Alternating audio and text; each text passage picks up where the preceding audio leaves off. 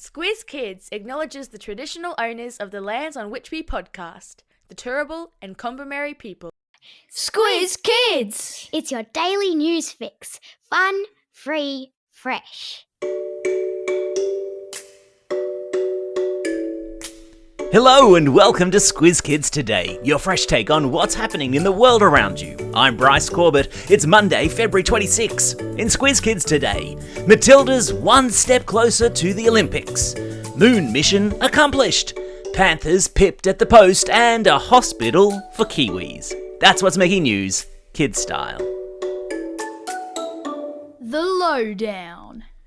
The Matildas' dream of playing at the upcoming Paris Olympics got just a little closer to reality at the weekend after the all-conquering girls in green and gold beat Uzbekistan by 3-0.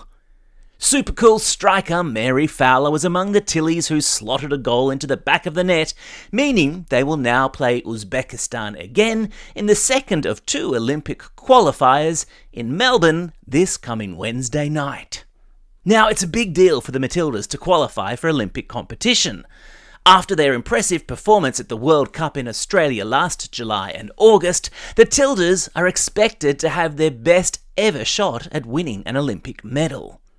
At the last Olympics in Tokyo in 2021, they came an impressive fourth in the competition, just missing out on a bronze medal.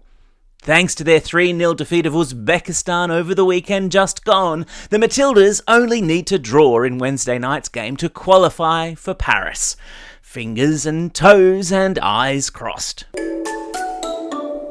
Plastic ponchos over sequined outfits were the order of the day at Taylor Swift's Sydney concert on Friday night as the singer continued her takeover of the country. With her boyfriend Travis Kelce in the crowd, Tay-Tay braved Sydney's big storms to wow 81,000 screaming fans on Friday night, and then turned around and did it another 2 times on Saturday night and last night. The singer will perform her final Australian show in Sydney tonight, before flying to Singapore to perform, get this, 6 shows there. Now that is impressive. And look, because too much Tay-Tay is apparently barely enough, we're excited to report that Christy and I have sat down to prepare a Squiz Kids shortcut on everyone's favourite pop star, including some fascinating stuff about her grandmother. It drops first thing tomorrow on this channel, complete with classroom worksheets.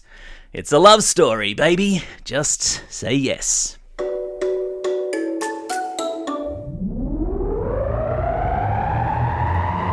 Spin the globe. Each day we give the world globe a spin and find a news story from wherever it stops. And today we've landed in New Zealand, just across the Tasman Sea, where the country's first ever Kiwi hospital has been built.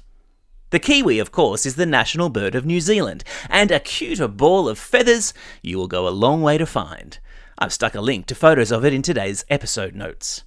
Like all native wildlife, however, the kiwi can occasionally run into trouble when it comes up against human habitats and introduced species predators. Kiwis were getting hit by cars, hunted by stoats, which are like ferrets and a big threat to kiwi populations, and even getting into strife by falling into backyard pools. The first patient at the new hospital, in fact, was a kiwi who got caught in a pool filter. The doctors nicknamed him Splash.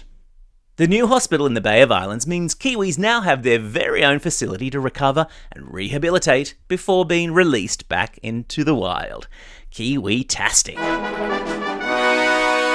Aha! It's the Classroom Companion Clarion, and a big Squiz Kids welcome to the hundreds of teachers who have signed up to receive our Classroom Companion since the beginning of the school year.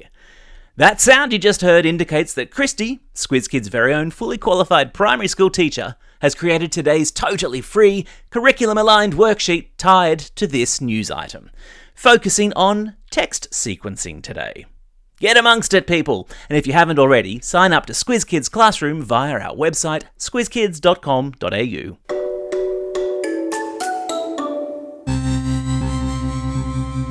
Spaced out. It's a long way to get to the moon, and when you're a spaceship and you've taken the better part of a week to get there, flying out in space, being flung around by gravitational pulls, you're probably going to want to have a bit of a rest when you arrive. Which might explain why Odie, The rocket is currently lying on its side, its head resting on a moon rock, after making history late last week and becoming the first ever privately built and operated robot to make a soft landing on the moon. In truth, it's more of a technical hitch that has seen Odie land on his side, but happily, it hasn't appeared to have stopped it from carrying out its research duties, with reports that even while lying down and having a little rest, Odie's radio signals are still working and solar panels are still collecting energy from the sun to operate the tools on board that are collecting valuable information from the far side of the moon. A reminder that even if things don't always work out exactly the way you want them to, where there's a will, there's a way. And yes, I've stuck some links to video of Odie in action in today's episode notes. You're very welcome.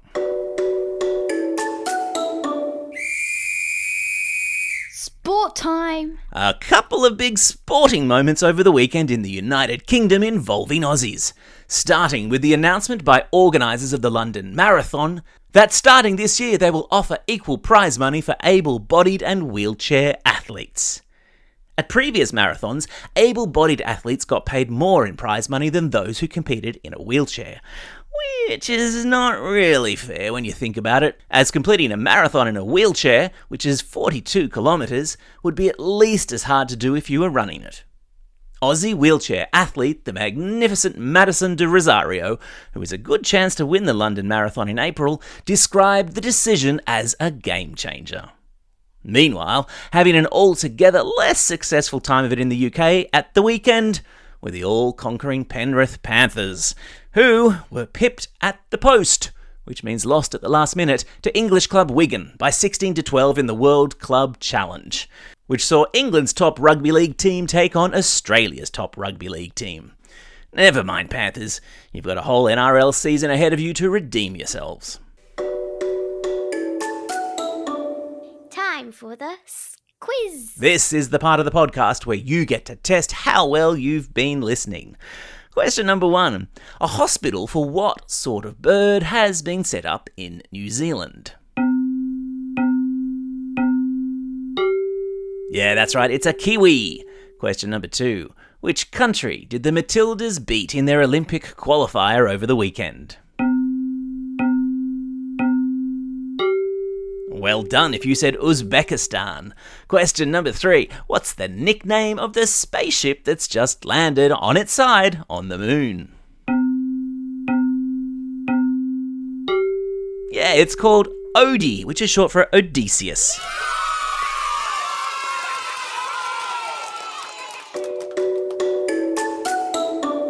Shout-outs. It's February 26. Fashion Week begins in Paris today, darling. Time to get your best gear on and hit the catwalk. It's also a special day for these Squiz kids, celebrating a birthday today and tomorrow.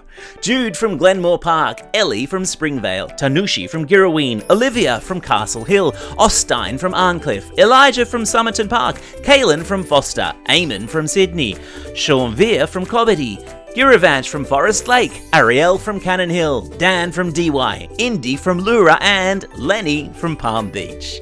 And happy belated birthday wishes today go to Vinny, Zoe and Lily from Yass, Nikki from Chinchilla, Catherine from Cardinia, George from Mossman, Henley from Golgong, Jenna from Ballina, Georgie and Lexi from Sydney, Andrew, Sean, Edward and Dylan from Castle Hill, and Iris, who's listening all the way over there in Brooklyn in New York City. And classroom shout-outs today go to Class 6S and Mr. Spencer from St Andrew's Cathedral School in Sydney, Class 6B with Ms Fernandez at St Joseph's Catholic Primary School in Springvale, Class 3-4MS with Ms Smurthwaite and Mrs Moore at Hamilton North Public School in Newcastle, Class 4-5M with Mrs McNabb at Albury West Public School, and the Year 3-4 class with Ms Seymour at Pointer Primary School in Duncraig. Don't forget, if you've got a birthday coming up and you want a shout out, or if you're after a classroom shout out, drop us a line at squizkids@thesquiz.com.au or fill out the form on our website. And teachers, remember there's a form in there for you too to fill out the birthdays of every kid in your class. Well, that's all we have time for. Thanks for listening to Squiz Kids today. We'll be back again tomorrow with our special Squiz Kids shortcut on Taylor Swift. In the meantime, get out there and have a most excellent day. over and out.